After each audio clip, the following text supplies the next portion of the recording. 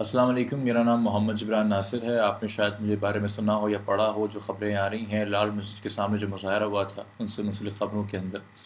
ہمارے خلاف، اس کیمپین کے خلاف جو لوگ آگے ہیں، قابل خصوص میرے بارے میں ایک پروپیگنڈا شروع کیا گیا ہے اہل سنت والجماعت کی طرف سے اور لال مسجد کی انتظامیہ کی طرف سے۔ اہل سنت والجماعت جو کہ سپاہ صحابہ کا ایک نیا چہرہ ہے، وہ بھی کود پڑی ہے اس مسئلے کے اندر عبدالعزیز صاحب کو بچانے کے لیے گرفتاری سے، اور انہوں نے پروپیگنڈا کے اندر میرے عقیدے کے اوپر سوال اٹھائے۔ اور یہ کافی نہیں ہے پاکستانیوں کے لیے، چونکہ جب انہوں نے پروپیگنڈا کیا تو پاکستانی جو کیمپین کو سپورٹ کر رہے تھے انہوں نے پلٹ کے سوال کرنا شروع کر دیے، اور پروپیگنڈا یہ تھا کہ میں احمدی ہوں یا میں شیعہ ہوں، جو ایک فرقہ واریت دوبارہ سے رنگ دینے کی کوشش کی جا رہی ہے اور ایک کشیدگی مزید پیدا کرنے کی کوشش کی جا رہی ہے، اور ایک ہیٹ سپیچ کی انتہا تک یہ بات چلی گئی ہے، اتنا حد تک کہ میرے خاندان کی ذاتی تصویریں جس میں میرے خاندان کی بچیاں ہیں ان تک کی تصویریں جو ہیں انہوں نے عام کیں، اور یہ اپنے آپ کو اسلام کا پیروکار کہتے ہیں، علمبردار کہتے ہیں اور برقعے کی نصیحت کرتے ہیں، مگر دوسرے خاندان کی بچیوں کو جو ہے یہ پبلکلی تصویریں شیئر کر رہے ہوتے ہیں۔ اس بات پہ میں نہیں جانا چاہتا جو کہ عبدالعزیز صاحب کے بیمار دماغ پہ جتنی کم بات کی جائے اتنا بہتر ہے، ان کے لیے صرف ہم نیک توفیق کی دعا کر سکتے ہیں۔ مگر جو ہیٹ سپیچ انہوں نے شروع کی ہے اس میں ہم واضح کر دیں کہ اہل سنت والجماعت لال مسجد کی انتظامیہ اور ان کے ساتھ ساتھ بڑی محترم اور یہ مقبول جان صاحب جو اس میں اپنے پیج کے تھرو اس کیمپین کو آگے پروپیگیٹ کر رہے ہیں، ان سب کے خلاف ایک اور لیگل فرنٹ ہم کھولیں گے، ان سب کے خلاف ہیٹ سپیچ کے مقدمے ہم دائر کریں گے۔ اور اس وقت تو بڑا طول ہے ہیٹ سپیچ کی بات کی جائے، ایک بہت بڑا عالم جو اپنے آپ کو کہتے ہیں سیلف پروکلیمڈ عالم ہے، ڈاکٹر عامر لیاقت صاحب، انہوں نے بڑی باتیں کی ہیٹ سپیچ کے بارے میں، اور بڑی ایک مزے کی بات ہے کہ ایک جگہ مجھے عبدالعزیز صاحب جو ہیں وہ احمدی کہتے ہیں، دوسری طرف عامر لیاقت صاحب کے شو میں کہا جاتا ہے کہ یہ ملک کا دشمن ہے، اور تیسری طرف گجرانوالہ میں ایک بچے کو مار دیا جاتا ہے صرف اس کے احمدی ہونے پہ۔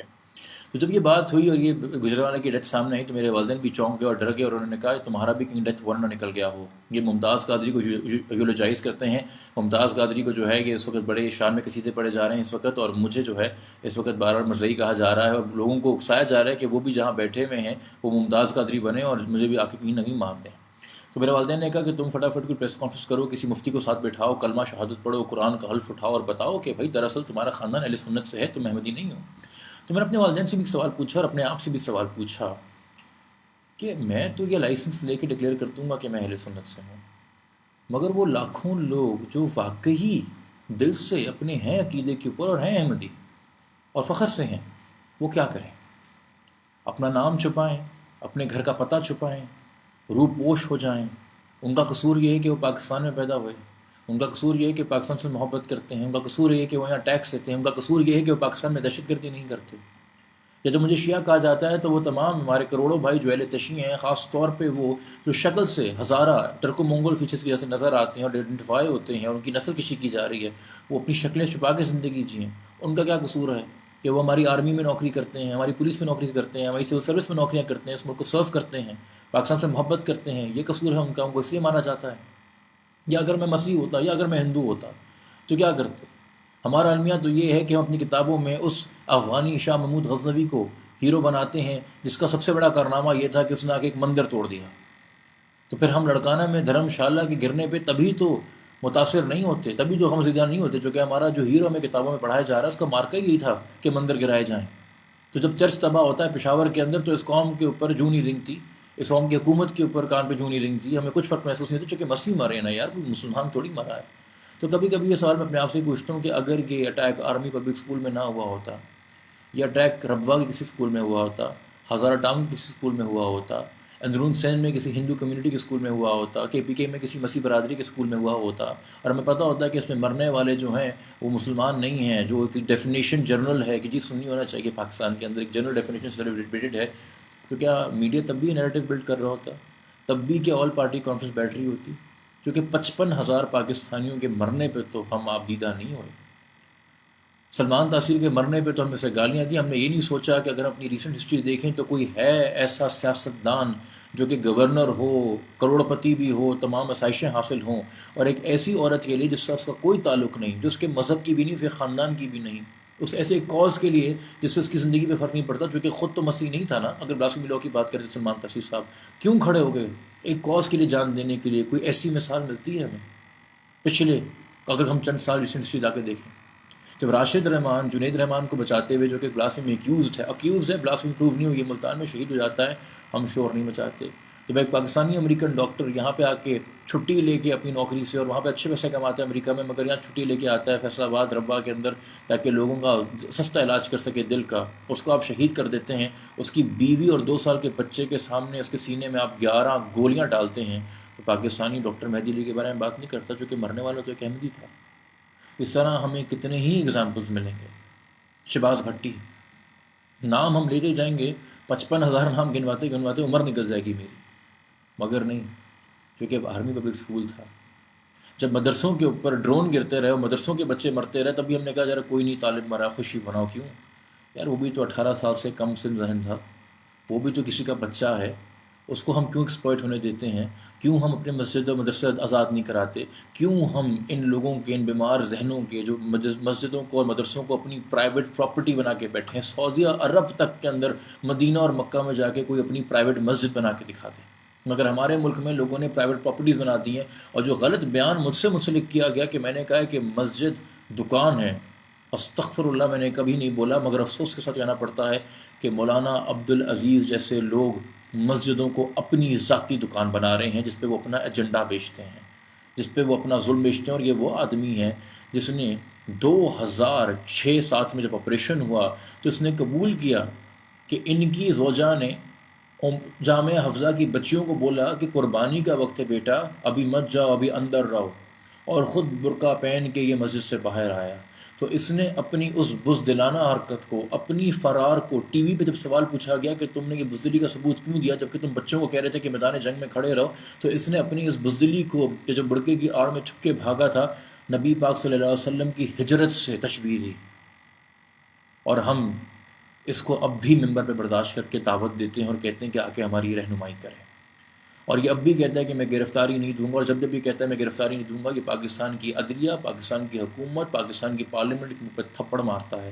یہ کہتا ہے کہ جو بگاڑنا بگاڑ لو، میں قربانی نہیں دوں گا، اور کہتا ہے کہ میرے مدرسے کے بچے مجھے ڈیفینڈ کریں گے، تو پھر یہ اپنے مدرسے کے بچوں کو آگے کر رہا ہے۔ یہ وہ انسان ہے جو جامعہ حفظہ کی بچیوں کو کہتا ہے کہ آئسس سے، داعش سے جا کے دوستی کرو، ایلیجنس کرو، ڈکلیریشن دو کہ ہم تمہارے ساتھ ہیں۔ سیریا میں، عراق میں پورے داعش کی ایک عورت سولجر یا کمانڈر نہیں ہے۔ اگر عورتوں کا استعمال داعش نے آج تک آئسس نے کیا ہے تو غلط استعمال کیا ہے، سیکس جہاد کے لیے کیا ہے۔ کیا ہم اس وقت اس چیز کے متحمل ہو سکتے ہیں کہ میرے ملک کے کیپٹل میں، اسلام آباد میں، دارالحکومت میں بیٹھ کے، جہاں پارلیمنٹ اور تمام یہ ادارے ہیں، وہاں سے خدا نہ خواستہ کوئی ایسا سکینڈل نکلے کہ ملزم عبدالعزیز جیسے لوگ آئسس سے ایلیجنس کر رہے تھے، تو ہماری ہزاروں بچیاں، ہماری ہزاروں بہنیں جو جامعہ حفظہ علم حاصل کرنے گئی تھیں اس نیت سے کہ قرآن کے علم حاصل کرنے دیں گی، ان کو خدا نہ خواستہ کسی غلط کام میں نہ استعمال کیا جائے، غلط راہ پہ نہ راغب کیا جا رہا ہو، کیونکہ آئسس کی کوئی عورت کی سولجرز کی ہسٹری نہیں ہے۔ وہ عورتوں کو جنگ لڑنے کے لیے استعمال نہیں کرتے، وہ عورتوں کو سیکس جہاد کے لیے استعمال کرتے، جن کا اپنا ایک بنایا ہوا نوشن ہے۔ تو ان ہزاروں والدین سے جن کی بچیاں جامعہ حفظہ میں پڑھ رہی ہیں، کیا وہ بھی اس چیز کا تقاضا کر رہے ہیں کہ کس ڈینجر کے اندر، کس خطرے کے اندر ان کی بچیاں اس وقت گرنے والی ہیں؟ اور کیا ہماری سیکیورٹی ایجنسیز اور ہماری حکومت اس چیز کا اندازہ کر رہی ہے؟ یہ باتیں جا کے ہم نے خود وزیر اطلاعات جو آپ کے وفاقی ہیں پریکٹس صاحب، ان کے سامنے بتائیں، ان کو یہ بھی بتائیے کہ جو ہیٹ سپیچ کا پروپیگنڈا ہمارے خلاف کیا جا رہا ہے، ان کو یہ داعش والی بات بھی بتائی، اور وہ بھی ہم ان کا انتظار کر رہے ہیں کہ وہ ایکشن لے لے، جس طرح ہم پوری اس وقت انتظار کر رہے ہیں ایکشن لینے کا۔ اور یہ سٹانس بھی بڑا دیکھنے والا ہوگا ہماری حکومت کا، کیونکہ جن لوگوں کو انہوں نے ابھی تک پھانسی دی ان میں سے کوئی پراپر طالبان کمانڈر ایسا سچ نہیں ہے۔ وہ تمام وہ لوگ ہیں جو ایک وقت میں پاکستان ملٹری میں کام کرتے تھے اور پھر روگ ایجنٹس بن گئے، اور جنہوں نے مشرف کے خلاف سازشی کی اور ان کو آپ نے ٹانگ دیا۔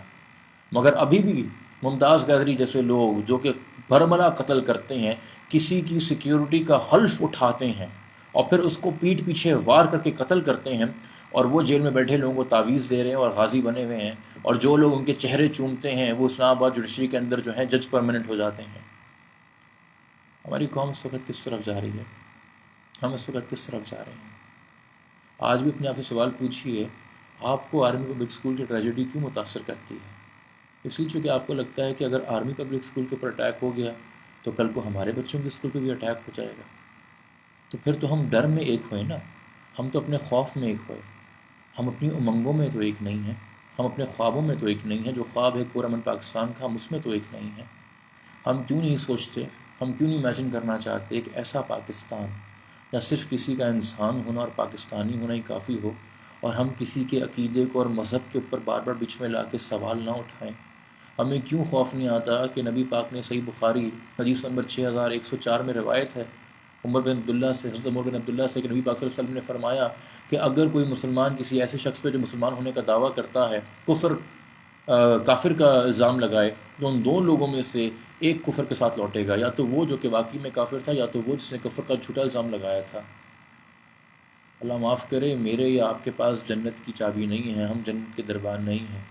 74 میں ہمارے ملک کی پارلیمنٹ کو شوق چڑھا تھا جنت کا دربان بننے کا، اور اب بھی ہمارے سارے علماؤں کو شوق چڑھتا ہے جو ممبر پر بیٹھی کفر کے فتوے دیتے ہیں، وہ لشکر جھنگوی کے ہوں، وہ سپاہ صحابہ کے ہوں، وہ سپاہ محمد کے ہوں، وہ کسی بھی فقہ کے ہوں، جو دوسرے کے اوپر کفر کے فتوے لگاتے ہیں، ان کو جنت کی چابی سنبھالنے کا بڑا شوق ہے۔ ارے جو شرف اللہ تعالیٰ نے صرف نبیوں کو دے دیا کہ تم پہچان کرو کہ کافر کون ہے کون نہیں ہے، ان تک رہنے دو۔ بیٹھ کے رحمت العالمین کے کلمے کو پڑھ کے اور اللہ کی کتاب کو پڑھ کے، رب العالمین کی کتاب کو پڑھ کے لوگوں کے اوپر کفر کے فتوے دیتے ہو، واجب القتل کے فتوے دیتے ہو، اور ان لوگوں کو ہم خطابت کے لیے بلاتے ہیں، ان لوگوں کو ہم امامت کے لیے بلاتے ہیں۔ اور امام تو وہ ہے جو کوئی باپ کا رول ادا کرے، امام تو وہ ہے جو دوست بن کے بات کرے، جس سے آپ کو خوف نہ آئے، جس سے آپ اپنے مسئلے حل کر سکیں، سوال کر سکیں۔ اور سوال کرنا تو اچھی بات ہے، اختلاف میں برکت ہے، یہ تو خود نبی پاک نے فرمایا، اختلاف میں برکت، ڈفرینس اوپینین تو ہوتی ہے، اور ہم تو ڈرتے ہیں اپنے امام سے کہ ہم کوئی سوال پوچھیں گے الٹا ہم پہ کفر کا فتویٰ نہ لگا دے۔ یہ کیسی مسجد ہے؟ یہاں کیسا اسلام پڑھایا جا رہا ہے؟ ہم کس دین کی بات کر رہے ہیں؟ اور جو لوگ ہمیں کہتے ہیں کہ ہم کیوں کھڑے ہو گئے لال مسجد کے باہر، ہمارے پاس کوئی سیکیورٹی نہیں ہے، کوئی پروٹوکول نہیں، کہ ہمیں ڈر نہیں لگتا؟ لگتا ہے بھائی، طالبان سے نہیں لگتا، مرنے سے نہیں لگتا، مگر ہاں اپنوں کو کھونے سے لگتا ہے۔ اس کیمپین میں میرے ساتھ ایک جانب کھڑے ہوتا ہے شان تاثیر، اس کی بیوی ہے اور چند ماہ کا ننھا بچہ ہے، چند ماہ کا، سال کا بھی نہیں۔ اس بچے کو یہ نہیں پتہ کہ اس کا نام کیا ہے، وہ اتنا چھوٹا ہے۔ شان کو اس کو کھونے کا ڈر ہے۔ میرے ساتھ ایک اور لڑکا کھڑا ہوتا ہے اویس، جو 23 سال کا وکیل ہے، اس کو، جس کو اپنی ماں کا سہارا ہے، اس کو اپنی ماں کو کھونے کا ڈر ہے۔ ایک اور خاتون آتی ہیں، ہزارہ فاطمہ نام ہے ان کا،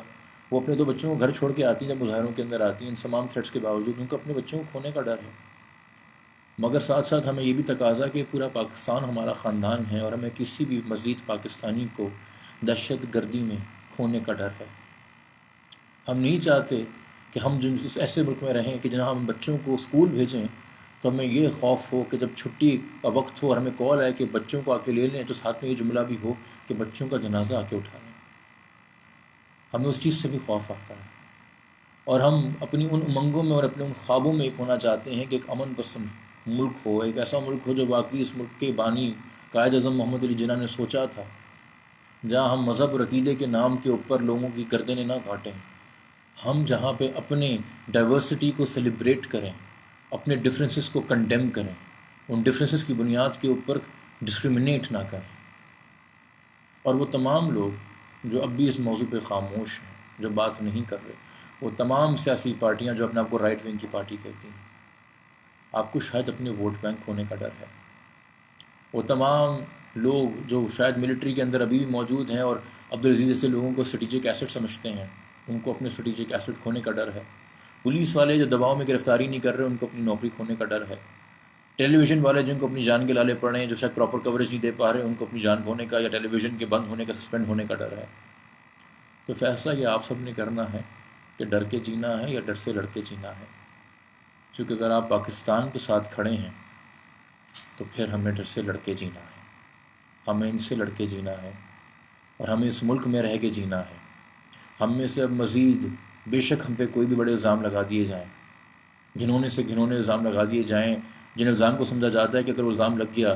تو وہ آپ کا ڈیتھ وارنٹ نکل آیا، جسے ہم بلاسفیمی کہتے ہیں، یہ بھی جھوٹے الزام لگا دیے جائیں، ملک چھوڑ کے ہم نہیں جائیں گے۔ ہم نے مسائل اب کام نہیں کرنی اپنے آنے والے بچوں کے لیے کہ اگر اس ملک میں حق اور انصاف کے لیے نکلو تو باہر کا ویزا پہلے لگا لو، جب سیکیورٹی پروٹوکول رکھ لو۔ ہمیں وہی سیکیورٹی اپنے لیے چاہیے جو کہ پشاور کے مسیح ڈیزرو کرتے ہیں، جو کوئٹہ کے ہزارہ ڈیزرو کرتے ہیں، جو پنجاب میں احمدی ڈیزرو کرتے ہیں، جو سندھ میں ہندو ڈیزرو کرتے ہیں، جو سیکیورٹی ہر عام آدمی کو اس ملک کے آئین کے مطابق حاصل ہونی چاہیے۔ ہم سے اسی سیکیورٹی کی توقع کرتے ہیں، اس سے زیادہ ہمیں کوئی خاص پروٹوکول نہیں چاہیے۔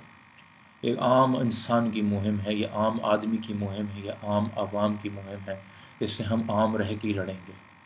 مگر ہم سارے عام اگر اکٹھے ہو گئے تو ہم خود بخود خاص ہو جائیں گے۔ اس بات پہ غور کیجیے گا۔ ڈر سے لڑ کے جیے، ڈر کے نہ جیے۔ پاکستان زندہ باد۔